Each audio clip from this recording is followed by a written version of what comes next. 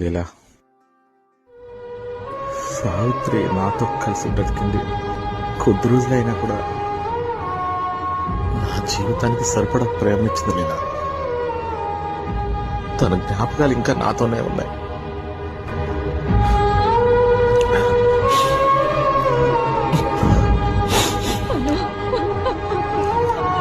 అది ఒక మనిషిగా నా ప్రక్కన లేకపోవచ్చు, కానీ మనసులో దాని ఆలోచనలు, దాని మాటలు నేను రోజు వింటూనే ఉన్నాను లీలా. తనతో నేను మాట్లాడుతూనే ఉన్నాను.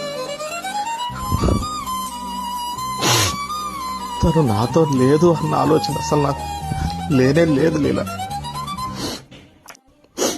ఈ జన్మకింతే లీలా. అది నాకు అమ్మకు నేను చాలు లీలా.